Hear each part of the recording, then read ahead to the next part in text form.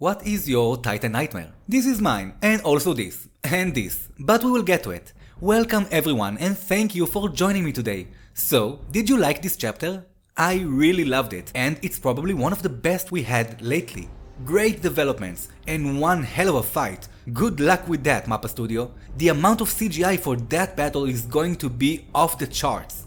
What Ymir is going to do after all humanity is finally gone? Will she and Eren confront each other when and if this happens? A full Ymir video dissecting her mental state is coming out real soon, alongside a very surprising original theory about Karl Fritz and about the vow to renounce war.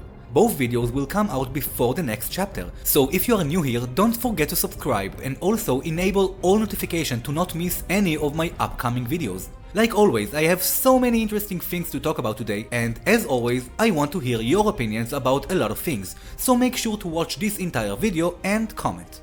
And with that, let's jump into this truly amazing chapter, number 135, named Battle of Heaven and Earth. This is an extremely symbolic name, because it refers to the first war in creation according to Christianity, also known as the War in Heaven.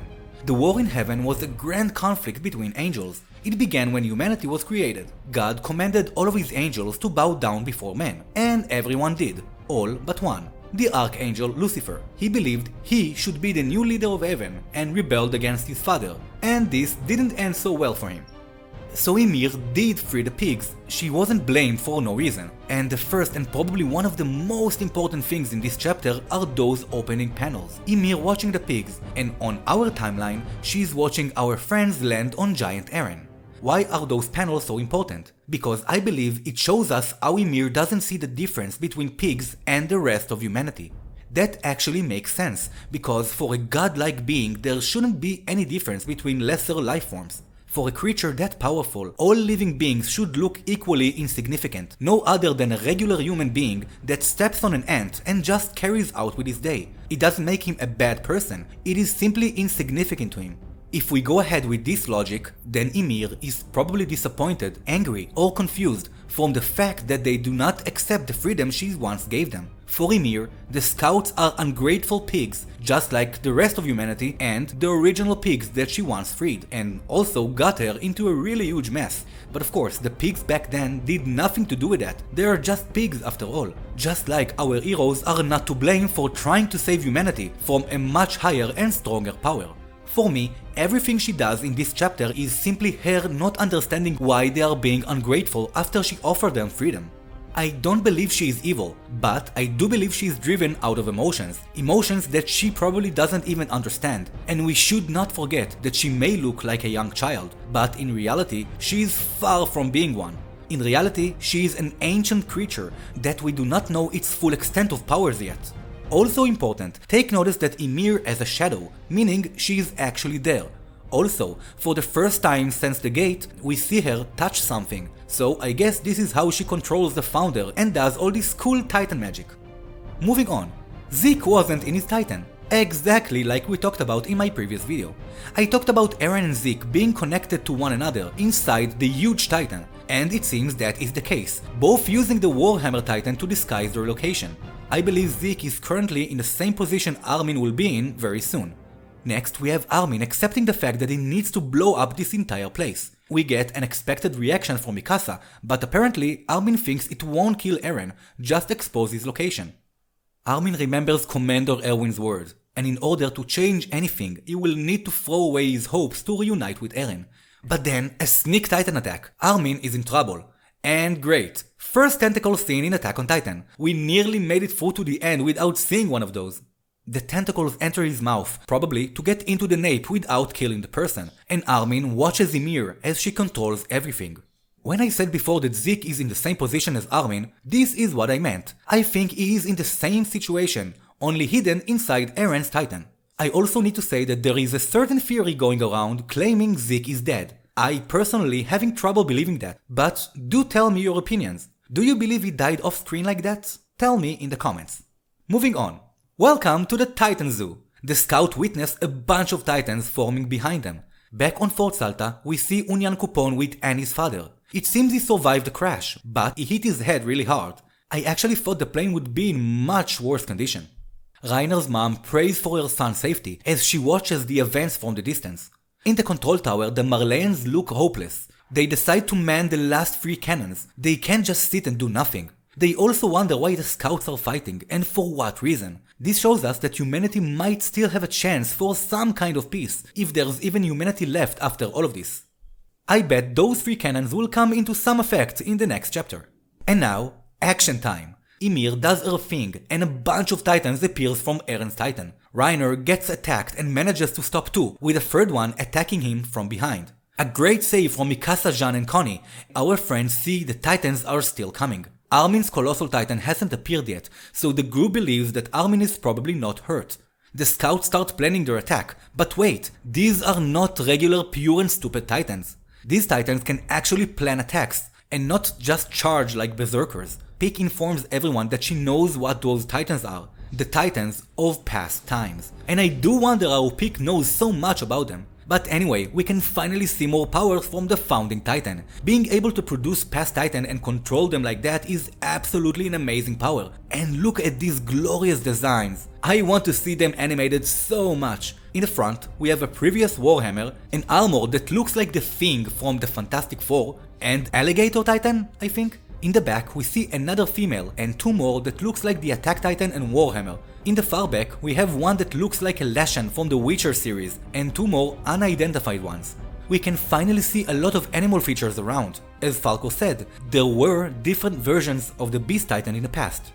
And just a little side note, among all those titans we have a little 4-legged creatures that really reminded me of those hellhound looking creatures in the history pages. So good thing I know now they are just weird looking cart titans, and I do appreciate the diversity. Although I do wonder if only the beast is mixed up with different animals, or is it the rest of the titans as well? After all, at the ending of season 2 we see a bunch of animals running alongside the beast while trampling Eldians. So do tell me what you think about that, and also what is your favorite titan design. Next, another predictable move from Pieck. She was never Eren's friend, so she goes straight to the kill. She believes Eren is in the titan's nape after all, and she wraps the explosives around the titan's neck. I was hoping Mikasa will face Pieck, but she doesn't need to, because we have a primal Warhammer Titan stabbing Pieck in the back with a 4-pronged spear. This Warhammer Titan looks angry. She loses the detonator and the cart is now immobilized. Also important to point out that all Titans' eyes are the same, closed or just blacked out. Another confirmation, Ymir's eyes are indeed open. It's like the complete opposite to the eyes of the people affected by the vow to renounce war. Their eyes are almost shining in comparison. Next, surprise! More Titans! A Jaw Titan attacks Reiner from behind. It looks like Galliard's Titan, and Reiner notices this. Jean comes to help and gets jumped by another Jaw that I can only imagine belonged to Marcel. In the last moment we have a great save from humanity's most wounded soldier. At least we know Levi is still Levi. Look at all this mess. If Levi is concerned, that I think everyone should be concerned. The group needs to retrieve Armin and make him blow up this entire place.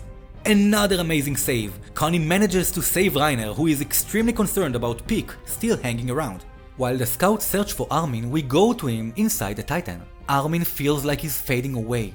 He realizes that this is Ymir's doing and not Eren's. If Eren is only moving forward like he promised them, that means that Ymir is responsible and she really wants to destroy all of humanity. Armin keeps fading away until he faces Bertolt.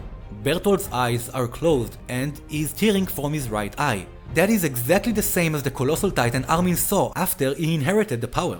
It seems that these are really Titan shifters of past times, and they are following the word of Ymir.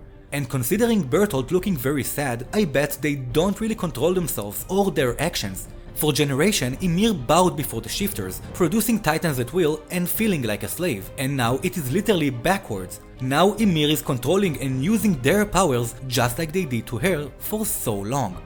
And where is this place? Are those the paths? The moment Armin sees Bertolt, the other scouts witness the worst surprise ever. Bertolt's colossal titan emerges from Eren's titan and grabs Reiner. He picks him up and bites into his nape, only seconds after Jean saves him. I've been waiting to see if a past colossal titan showed up among all those past titans, and I sure happy he did. But I do want to raise a question. Did we actually see any of the Royal Blood Titans? I personally don't think so, because I want to believe they would have looked a bit different, but if we are going to see them at some point, I can't wait to see Karl Fritz's Titan. It is no secret that I really love this character, and yes, I know it's weird because we know almost nothing about him. And like I promised, a special video about him is coming out too. Moving on with the chapter. The Colossal Titan throws the remain of the Armor Titan, creating a huge explosion. All this while Reiner's mom in the distance, watching and probably sure by now that her son is dead. Back on Eren's Titan, we see Connie is unconscious from the colossal attack. Mikasa manages to save him just before he gets eaten by another Jaw Titan. Mikasa is absolutely killing it in this chapter. We can clearly see her taking command in battle and supporting the group as much as she can. Levi looks absolutely horrible. Probably by now he's bleeding internally, and that really made me feel sorry for him. But again, that was a genius way of Isayama to make him weak enough to fit into this glorious fight in a perfect way. We go to Jean and Reiner hanging from Eren's Titan with both of their ODM gear not working. Another great save from Mikasa and a very beautiful moment between Jean and Reiner, when Jean acknowledges Reiner once again as being part of the Survey Corps. The Survey Corps never knows when to give up, and that's who they are. Even if they know they can't win, they will still keep on fighting. I love this moment between Reiner and Jean, especially after everything that went down between them in the campfire. Connie still dangling around and is being approached by another Titan while Mikasa is far from reach. Here comes Captain Levi to the rescue, which actually pretty much sacrificed himself for Connie. The Titan bites Levi's leg, but Mikasa slices his nape and Levi falls down. Connie, who just woke up, returns the favor and swoops down to save Levi. That is one heartbreaking moment, and also the first time ever on Attack on Titan. Levi, first time needing assistance and being rescued by anyone. That really made me sad. So not only I was wrong about Levi getting his fingers back, and now he also hurt his leg. And it seems that as we progress, Mikasa is slowly taking over the role of humanity's strongest soldier. This situation right here is beyond impossible. Half of the group are injured while others don't have any functioning equipments and surrounded by Titans literally from every direction. We get a familiar scene of Mikasa shouting she's strong and capable, when suddenly she hears something behind her. We get a beautiful panel with Mikasa with wings in the background, and the moment after, the group escapes the messy situation on a flying Titan. Annie and Gabi came to the rescue with Falco's Titan, which is now confirmed is able to fly. Unfortunately, they didn't manage to get Armin or Peak back, so now Eren and Ymir have under them the Founder, the Attack Titan, the Warhammer, and potentially also the Colossal, the Cart, and also Monkey. That is of course if I am right, and they are all indeed all connected by their napes. If this is correct, then Ymir and Eren now possesses 6 of the 9 Titans, with the armored, female and Jaws are safe. For now. Welcome to Air Falco, please remain seated. The remaining group members are happy and surprised to see that Annie came back for them, and that concludes this amazing and beautiful chapter that just brings us closer to the end. So that's bittersweet. But tell me what you think. Are you more excited or sad to see our story so close to the end? Don't forget to let me know in the comments about that, and also about your favorite Titan design this chapter. Like I mentioned before, I have the special King Fritz theory coming out soon, and also a complete mental evaluation video for Ymir. So don't forget to subscribe and turn on all notifications so you won't miss any of them. I promise, it will be worth it. And that is everything for today, my Titan loving friends. I will see you all real soon, and until then, don't forget to dedicate your hearts for humanity, inside and outside the walls.